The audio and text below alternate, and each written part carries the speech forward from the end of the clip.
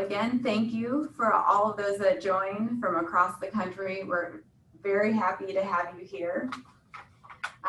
Today, I am honored to introduce Nancy Trimble, who is again sitting across from me over here, who will be our presenter today.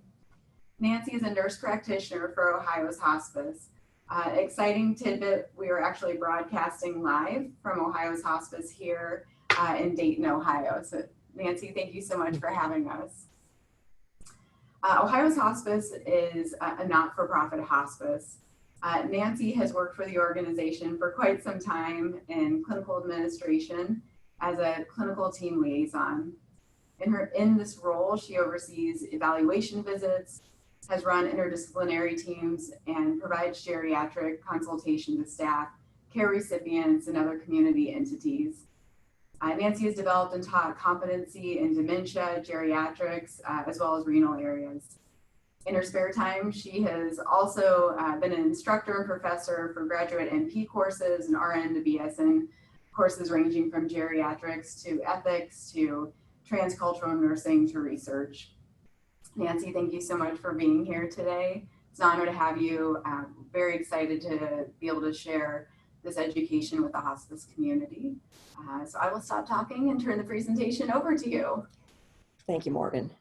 And thank you all for logging in and listening to this.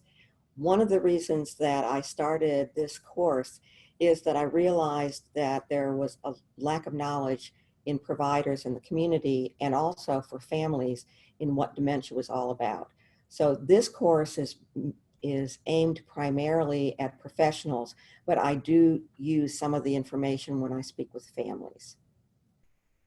You can see the objectives on your screen. We're going to talk about several different types of dementias, how they're presented, and look at some of the mimics that are mistaken for dementia and how they present clinically. And then talk about just two issues in a way to approach patients with dementia that may make life a little bit easier. That will be expanded in another program. So if we talk about dementia, it's the umbrella of all of the types of dementias that we see. And as you can see, Alzheimer's disease is one of the most common, and the reason for that is that it is associated with age. So as the baby boomers and our population ages, the prevalence of Alzheimer's disease is going to increase. We then see vascular dementia or multi-infarct dementia as the second most common dementia. And since we have a fair amount of heart disease, diabetes, and hypertension and strokes, we tend to see vascular dementia as a secondary dementia. Now, all of these dementias may be a mixed bag, but what I'm going to do today is just present them as single entities. I think the two that you will probably see the most commonly as mixed dementias are Alzheimer's and vascular dementia. Two other dementias that we're seeing quite a bit of are dementia with Lewy bodies and frontotemporal dementias.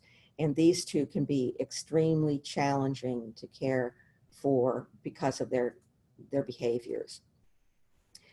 A little bit about brain basics. And you know, you can kind of go back to your anatomy and physiology, as painful as that might be, and look at, you know, the brain in general. If you look at the PET scan to your right of the screen, you'll see on the left box, that's the PET scan of a 20-year-old. And if you look to the right, that's the PET scan of an 80-year-old. So in the normal aging of the brain, we really don't see significant differences from one age to the next unless we have pathology. And you can see by the other brain that's there, it's just a general overview of where we find intelligence and judgment, memory and language, and those are particularly important when we talk about the different dementias and how they present. You may have done some study on right brain, left brain, and you can see that left brain tends to be the more analytical part of the brain, and the right brain is the more creative, sensory type of the brain. Now that's kind of important because when we talk about Alzheimer's disease as the first dementia, it begins in the left side of the brain. So we begin to see problems in problem solving, in keeping a checkbook, and so on. But what we see retained is oftentimes they respond very nicely to music, to aromatherapy, and anything that's sensory. The other part of the anatomy we should pay attention to is the neuron. And you'll see that we've got an illustration here of a cell body, all the axons and dendrites, and then a microscopic of how the neuron will communicate with the second neuron, and it's all through chemical modulators. In this case, it might be dopamine, or it could be acetylcholine, or one of the other neurotransmitters. That's rather important when you think about the treatment in Alzheimer's disease. It is aimed at the neurotransmitter acetylcholine. That's important to remember because if you give something like Aricept or donepezil to a patient with vascular dementia, you're not going to see any results from it because it's not dealing with the problem that exists in vascular dementia. This is another PET scan. And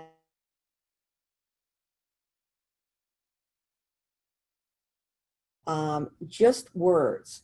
Let's take the word red. When you read the word, you can see how the brain lights up. It's more to the posterior.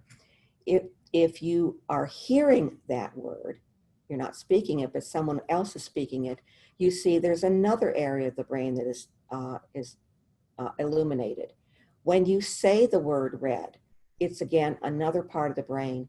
And when you think about what red is, another part of the brain is activated.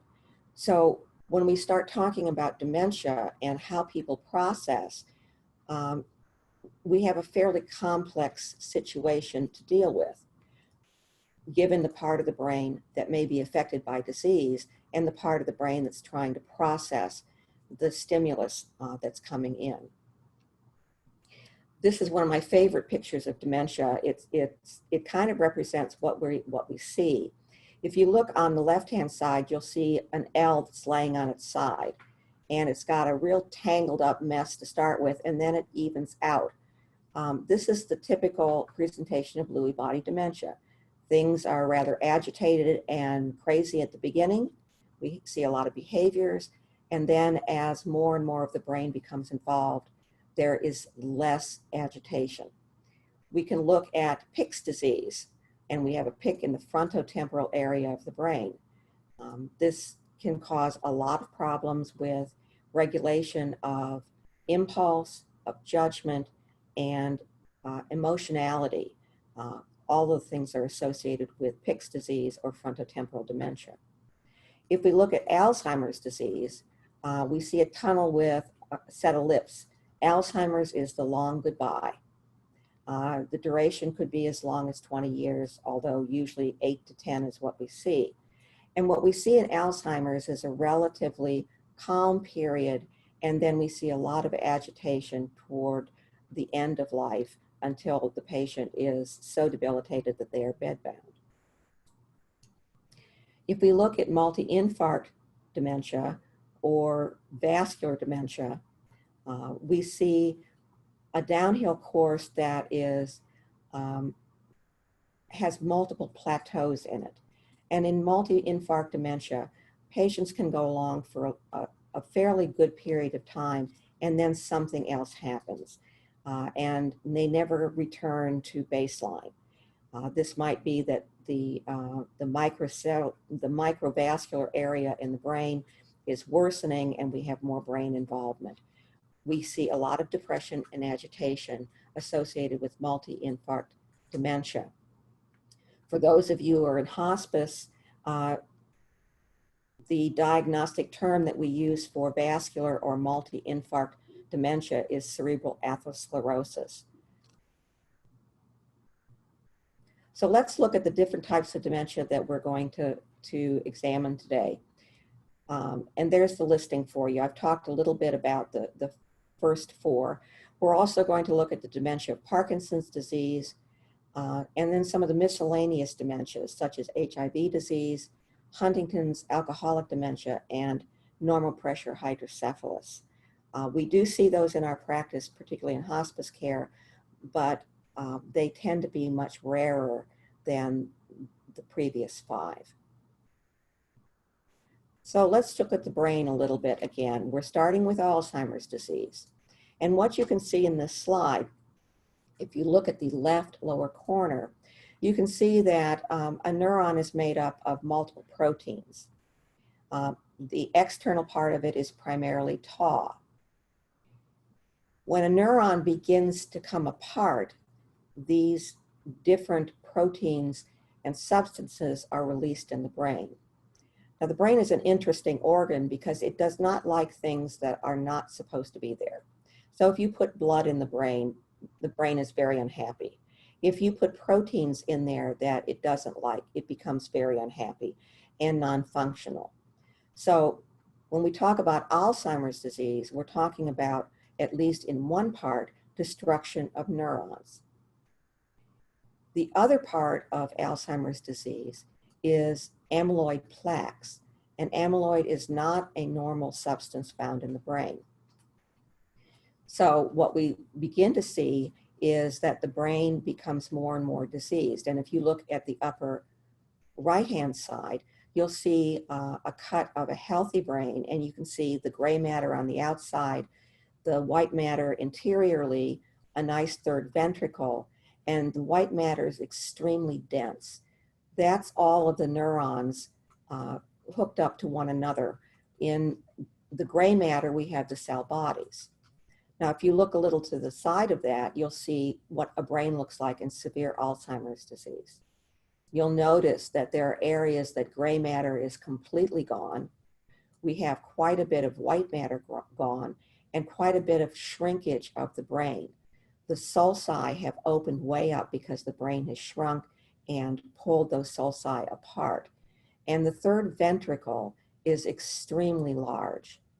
And this often is a hallmark on CT scans that something is amiss. The other thing you'll see on that slide is what Alzheimer's disease looks like as it begins to progress.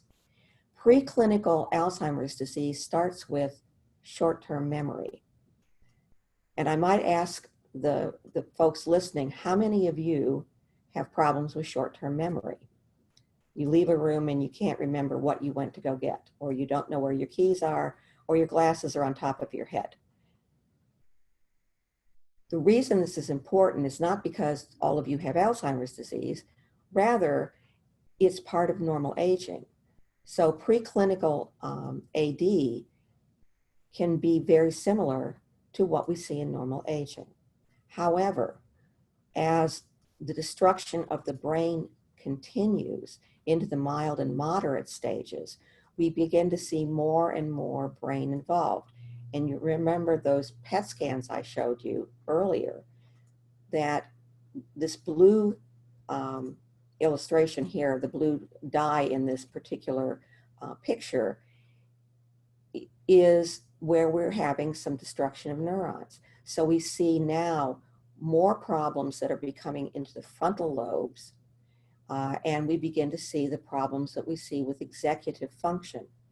For example, what you often can see in mild to moderate AD when we have executive function problems is that someone who is driving and they know where their pharmacy is 2 blocks away, and they've gone there for years and they never get lost.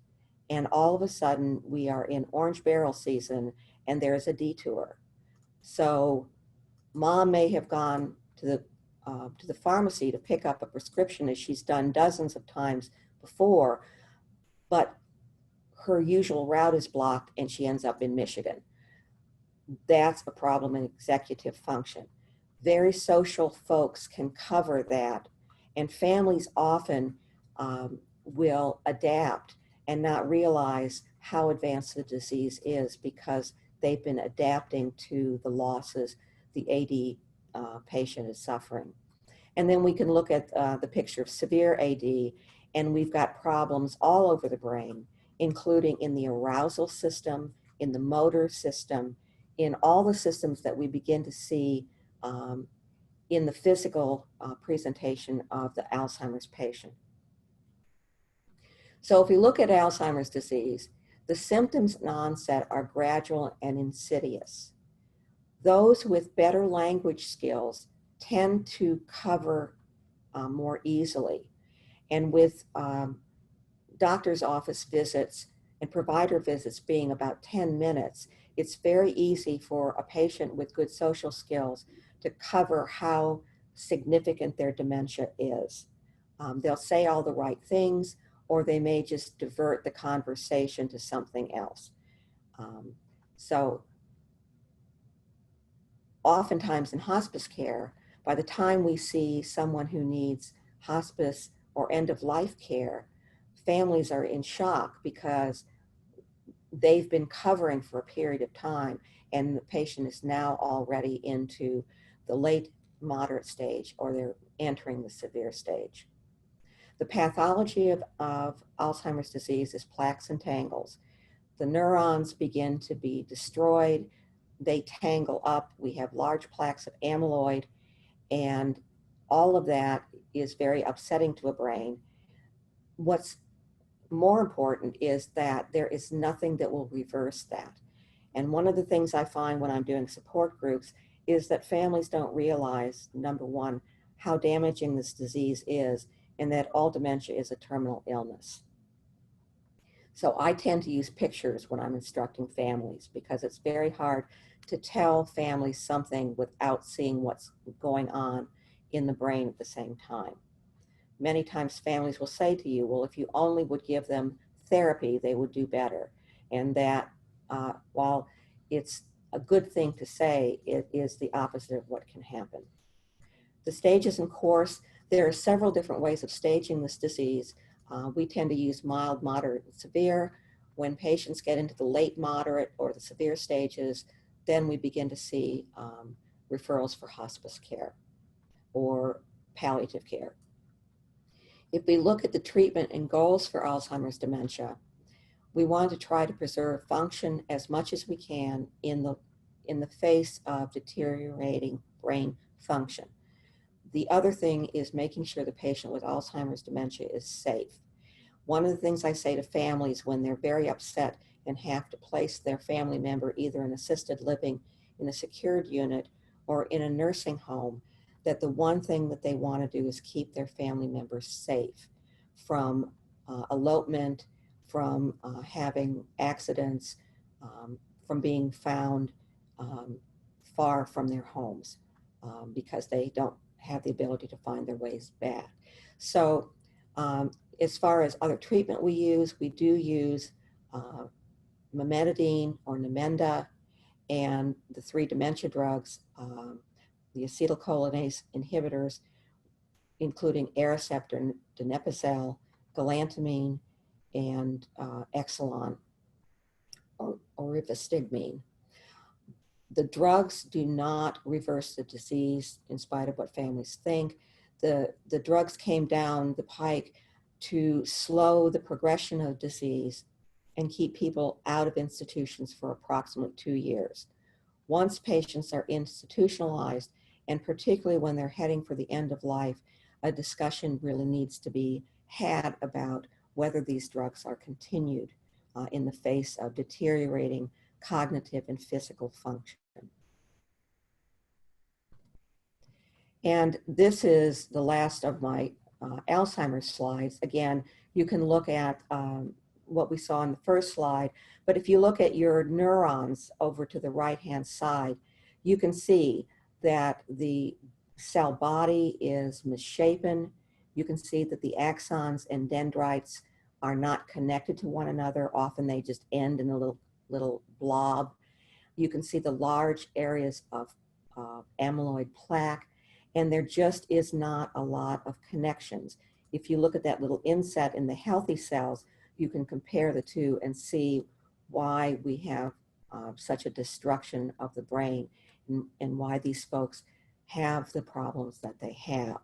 They do not do well in therapy because they lose the ability to remember and to learn. The next area we're going to talk about is vascular dementia, or cerebral atherosclerosis in the case of identifying it for hospice care. We can have vascular dementias as a result of multiple kinds of problems. Probably the most common one is stroke. And we can have either hemorrhagic stroke or embolic stroke. And you can see here, we've got a hemorrhagic picture with a big pink blob on it on the right-hand side. You can also see an embolic stroke with the gray area being the part of the brain that is either ischemic or has become necrotic. And you can see a picture of a CT scan on the other side. Again, wherever the damage is what you're going to see. Now, when we deal with vascular dementia, we really are dealing a little later on post-stroke. Not all stroke patients have dementias, at least early on. If we look at some of the symptoms that we see in vascular dementia, again, a lot of it depends on what part of the brain is involved. If you get frontal lobe involvement, you've had a frontal lobe stroke and the vasculature is not well in the frontal lobe, then we see things like hallucinations, poor judgment, inappropriate behavior. We might even begin to see some personality changes. If we have other parts of the brain involved in memory, we may see problems of remembering, misplacing things, some memory loss, maybe a gap in long-term or short-term memory. So if we look at vascular dementia, oftentimes what we see in these patients are as a result of multiple strokes and or TIAs, transient ischemic attacks. We often see this in people who've had long-standing hypertension, particularly if it has not been well controlled. We see it in diabetics because they have lots of vascular problems. You can see it as a result of renal disease because disease in one vascular system often occurs in other parts of the vascular system, including the brain. When we see it outside of actual stroke, what we're seeing is often referred to as white matter disease or ischemic small vessel disease. We can have vascular dementia even without having strokes. But again, it's probably because we have atherosclerotic blockages occurring in the very, very small feeder vessels in the brain. As I said before, the course is stepwise and it's downhill.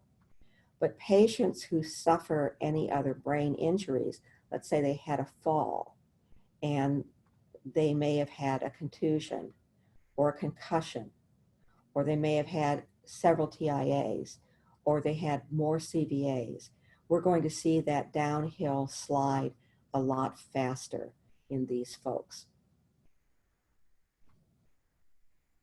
The treatment goals for multi-infarct or vascular dementia are really to control risk factors upstream, making sure that our diabetics and our heart patients are controlled, hypertension is under control, we're treating atherosclerosis with the appropriate statins or other supportive drugs, and making sure that we remove as much risk as possible.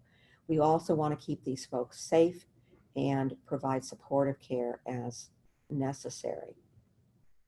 We begin to see the vascular dementia patient in hospice care when we begin to see incontinence, when we're seeing changes in personality, when the patient's physical capacity or psychological issues become more than a family can manage.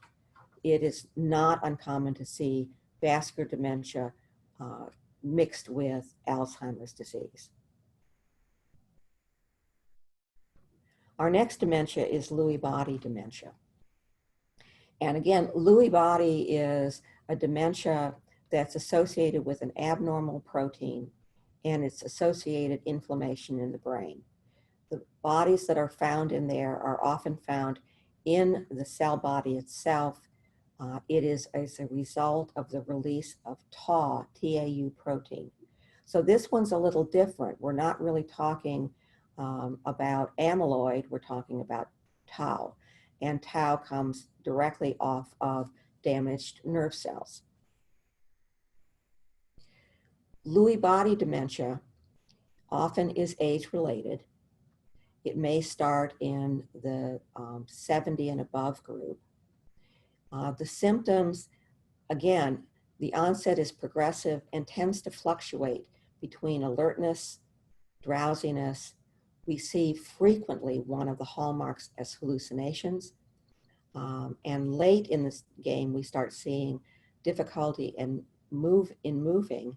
And we can see sometimes the same things we see in Alzheimer's disease, but in some of the movement problems, we see movement disorders like Parkinson's disease. Lewy body dementia can be misdiagnosed.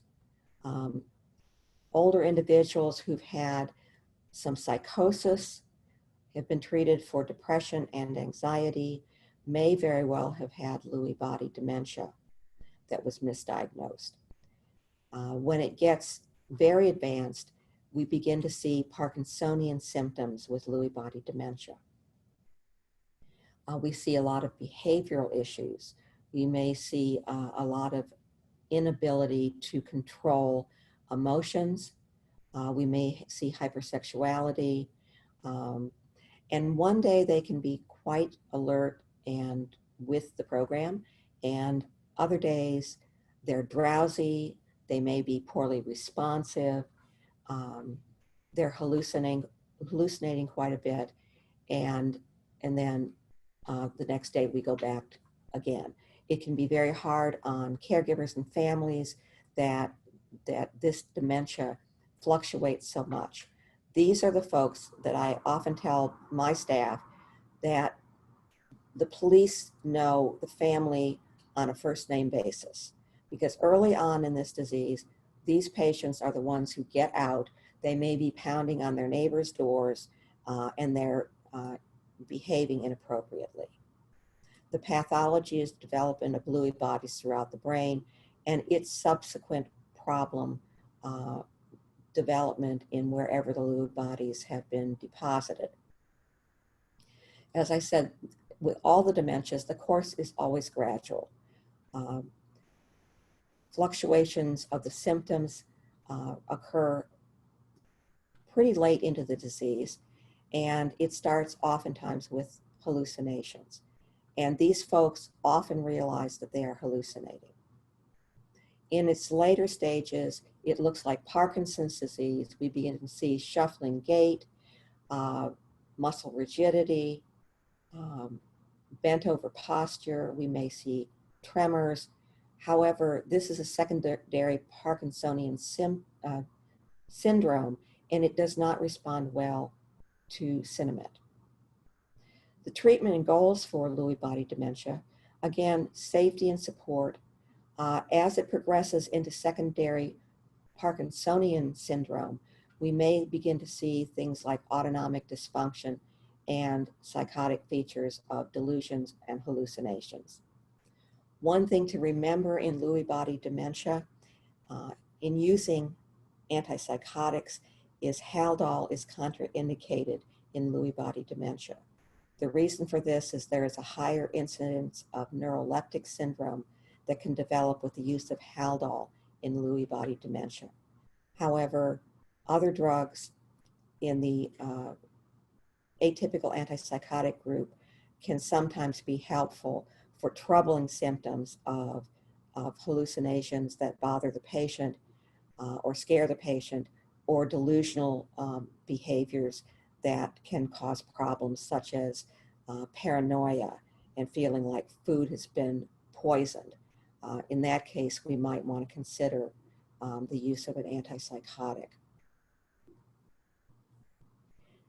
The reason I put the dementia of Parkinson's disease next is that Parkinson's dementia looks exactly like Lewy body, but it occurs at the opposite end of the disease. So the dementia Parkinson's disease, because Parkinson's is a disease primarily of the aged, although there are younger onsets, starts out with all of the hallmarks of Parkinson's disease. We see unsteady gait or the magnetic gait. People have trouble lifting their feet off the floor. They're stuck. They have problems sequencing a task. They may have cogwheeling, dyskinesia, all of the things that we associate with Parkinson's disease. However, the dementia of Parkinson's disease occurs in approximately 50% of all people with Parkinson's, and it is a late sign of the disease. So we begin to see all the things we saw in Lewy body in the dementia of Parkinson's disease. The pathology starts with the deterioration of cells in the basal ganglia. The basal ganglia is rather important because it is the beginning of a dopamine pathway to the frontal lobes of the brain. So these folks not only can suffer dementia, but they can suffer a significant depression that's associated as a result of the disease damaging the dopamine pathways. So it's rather important, to make sure that we're dealing with dementia of Parkinson's disease, not the depression that can come with Parkinson's disease. Memory loss is late in Parkinson's disease.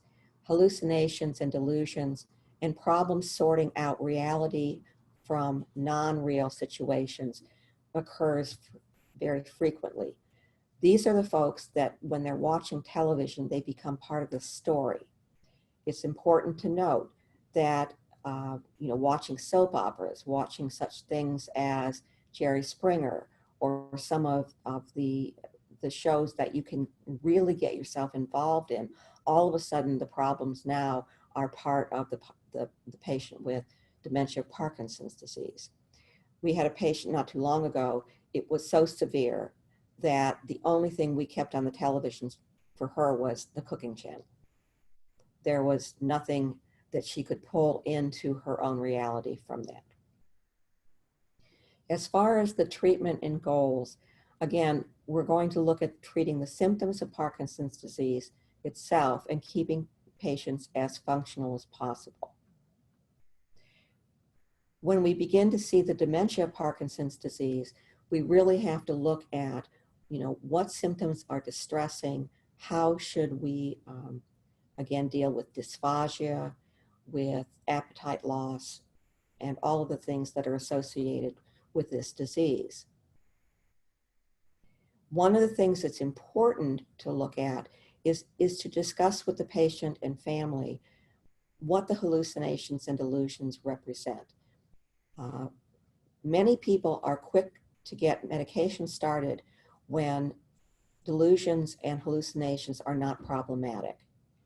I had a patient not too long ago who was in the advanced stages of his Parkinson's. He did get into some dementia. He was having hallucinations on a regular basis, but he knew that the children coming through the closet at night were indeed hallucinations. My assessment was not to tell him that they weren't there, but rather to say, were they bothering him? Did they upset him? Were they terrorizing him? He said no, and so we again discussed that these were part of the disease and that unless they became problematic, that we would not use medication for that particular problem. And again, dementia Parkinson's disease is usually a late finding in this particular disease. Another dementia that is often a little similar to Lewy body dementia is frontotemporal dementia or Pick's disease. And this is a construction showing you the extent that disease can occur in a brain with frontotemporal dementia. It's called that because those are the two lobes of the brain that are primarily affected. Frontotemporal dementia also is a dementia that can be misdiagnosed. The symptoms and onset tend to be in people younger than 65. We have had patients in our hospice that were in their 40s and 50s with this particular dementia. It starts out with personality problems, with behavioral issues, oftentimes with hygiene, hypersexuality, language issues, and they are very easily distracted. One of the things that it might be mixed up with as far as diagnosis is either schizophrenia or mania and bipolar disorder. This is also a progressive disease. And as far as the pathology, it's another tau protein disease problem causing degeneration of neurons. And it may be spontaneous, it may be hereditary. There's not a lot known about it, but we can trace some families with Pick's disease. Its course is progressive. Again, we have problems with bathing. We have problems with disinhibition. These are the other folks that the police know on a first name basis in a neighborhood, because these folks will be out banging on doors and behaving in a very bizarre manner. The course progresses into what we see in all of the other dementias. When you get enough brain involved, then they begin to lose their arousal ability, they lose their motor function, and most of the dementias at the end stages look identical. Treatment and goals: there is no good treatment for frontotemporal dementia, and so safety and symptom management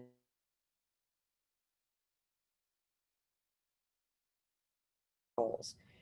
Sometimes antipsychotics are necessary if they are psychotic. Sometimes if they're hypersexual, we may have to use something like Provera, particularly in males, to control some of the symptoms, because they have no ability to inhibit their behavior. Because we see the temporal lobes involved, we can see quite a bit of emotionality with this dementia. So you may see rage, you may see tears, you may see people easily angered. And again, they have little control over this. The other dementias that I'm going to talk about today, and I'm showing you some pictures here, and if you think back to the slides I've shown you before, all of these have characteristics that look alike. If you look in the upper right-hand corner, you see what a brain with Huntington's disease looks like. Again, very little white matter, very shrunken, and wide open third ventricles. We seldom see HIV disease dementia, but again, look what we see. We see almost no white matter, very, very large ventricles, and the brain has started shrinking away from the edges. In NPH, again, very similar. We see the ventricles enlarging because this is excessive cerebral spinal fluid, and the one area where it's going to expand is the third ventricle, the fourth ventricle, and around the brain itself. In alcoholic dementia, I point to you at the lower right-hand corner. Look at the brain of a normal 43-year-old, and then look beside it, the brain of an alcoholic 43-year-old. You see quite a bit of brain damage in the brain of an alcoholic. So let's look at these individually. Huntington's chorea. This is a genetic disease. It can be traced through families. And this is a disease that has a very progressive, agitated presentation in the later stages. Occasionally, you'll see someone who does not have agitation, but the late stages of Huntington's chorea are extremely difficult to control. They strike out, they're in constant motion, and they have no ability to be reasoned with or can follow any commands. One of the things I found most helpful in Huntington's chorea to prevent injury is using a canopied bed in the late stages. That way they don't need to be restrained and they will not injure themselves. We often see heavy use of psychoactive drugs just to decrease behaviors to prevent injury to the patient and to the caregivers. We very seldom see HIV dementia anymore, in part due to the widespread use and success of antivirals. However, back in the mid-90s, we were seeing HIV dementia in 25 and 35-year-old folks with AIDS. So I have not seen a case of HIV in probably 20 years. Alcoholic dementia is rather unique. These folks often appear very functional, but they have problems with memory and they have problems with good judgment. But they're often folks that if you see them in a locked unit, you may say, why are they there? They're so highly functional. Alcoholic dementia frequently can be diagnosed in looking at the history of the individual. I'm here from Dayton, Ohio, and we have Wright-Patterson Air Force Base here. And we have quite a few officers at Wright-Patterson Air Force Base. One of the things that I see in retirees from particularly the Air Force is that if they're officers and they've been doing quite a bit of drinking during their stint, we see this appearing as they age. And frequently what we figure out is we talk to either one of the spouses or the children and we find out that they were heavily into alcohol throughout their stint in the service. Alcoholic dementia probably has a little slower trajectory. Again, it depends on other comorbid conditions and how alcohol has affected heart and other parts of the body. Normal pressure hydrocephalus is usually secondary to something else, although there is idiopathic normal pressure hydrocephalus. What we see in this is someone who has probably had a head injury or head trauma. They may have had strokes or something that has caused trauma to the brain. It may very well have been an aneurysm that ruptured and left scar tissue. This is a progressive decline in cognition and function, and it usually starts with incontinence and shuffling gait. We frequently do not see normal pressure hydrocephalus at its end stages because of shunting, which, if it's done early in the course of disease, pretty much stops the decline.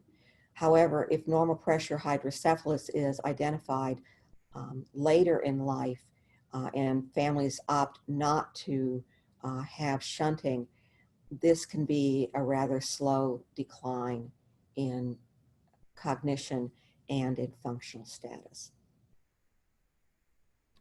Okay, let's move on to the dementia mimics. One of the big dementia mimics, because dementia is associated primarily with age, is depression. And depression in the elder patient looks much different than depression in the younger patient. These are folks who very likely have withdrawn. They may be somewhat irritable. They may have problems in eating, or they just may not feel like doing anything. If you use the term depression with an elder these days, it's probably not a very good thing to do because it's associated with stigma. So when I'm assessing for depression, what I usually ask my patients, are you feeling down in the dumps? Are you feeling kind of blue? How long have you felt this way? Assessment tools are out there. What we use frequently and what I've used is the Geriatric Depression Screen. It comes in a 15 or a 30 question option. Both are valid and they're good for anyone who is cognitively intact. It's yes, no questions, and then you tally what you have. If you have someone who is nonverbal or may have depression along with dementia, and they're not reliable in the GDS, we use an observational scale called the Cornell. This requires caregivers to have input into the behaviors to assess whether or not that we have depression. Depression in the elderly, frequently they respond well to SSRIs at low doses. Some do well with SSNIs like Cymbalta or Effexor. However, those two drugs do have discontinuation syndrome if they're stopped suddenly. A big problem in the dementia mimics is delirium. Frequently we'll have delirium that is on top of an existing dementia. Anyone can suffer delirium. This is a problem with wake-sleep cycles, with reality, with some delusional behavior, and some hallucinations. It is usually an acute onset and can be associated with such things as infection, anesthesia, or hospitalization. It also can occur in an individual who's moved from a home setting into an institutional setting, or from one room in a nursing home to another room in a nursing home. A patient who is completely cognitively intact, who goes to an emergency room, can have an acute onset of delirium if hearing aids and glasses do not accompany the patient, because now he has sensory deprivation and cannot figure out his environment. Because we have a lot of hip fractures in older individuals, it may take sometimes as long as 3 months for patients to completely clear cognitively from their delirium if they've undergone anesthesia for a prolonged time. Another area of mimic are the anemias. And we can see symptoms both physically and cognitively in people who are severely anemic. In the elderly, anemias can either be sudden with a GI bleed, or they may be progressive because they have chronic renal disease or they've got a slow GI bleed. These folks will continue on until their anemia is so bad that cognitively they cannot function and they are extremely fatigued. So it's always important that when we're looking at the dementia mimics and diagnosis, that a complete blood count is obtained.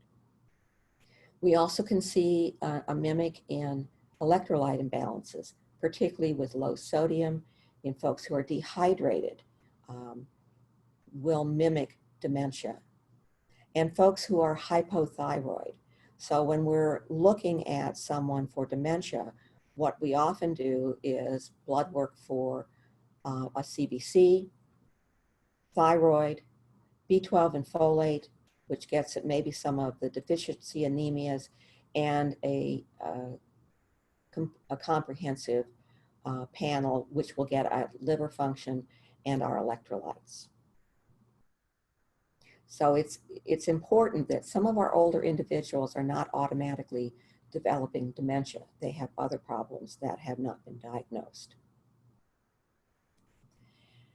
One of my objectives, the last one, was that you were going to leave here with two key issues in approach to the patient. The first one is on your screen. It says all behaviors have meaning. Oftentimes we do not know why a person with advanced dementia is doing what they're doing. They have meaning and they know what may be going on, but we don't. So oftentimes it's because their basic physical needs have not been met. So we need to figure out what's going on. Are they in pain? Are they fearful?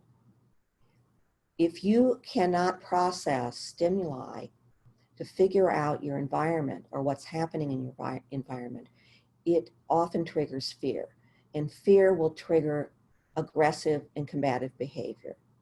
Are they cold? Are they hungry? Do they need to go to the bathroom? Some patients will scream when they're having a bowel movement, not because the bowel movement is particularly painful, but they can't process that sensation. Now, anybody out there who is on this call, if you read Greek, you could figure the next one out.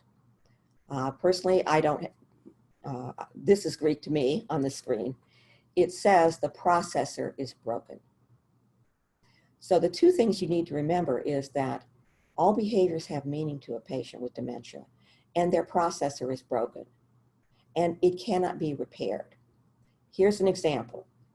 When your computer or your phone is not working correctly, and you start yelling at it, does it fix it? No, because the processor is broken. You can pound on it, you can pitch it into the front yard, you can yell at it, nothing's going to change the situation. So we have to remember that the processor is broken.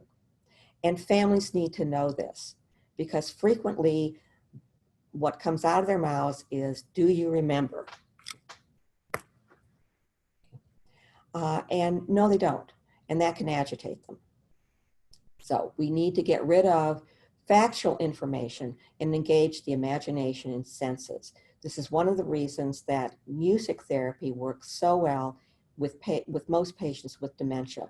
It targets part of the right brain, which often can be preserved for a period of time in these folks.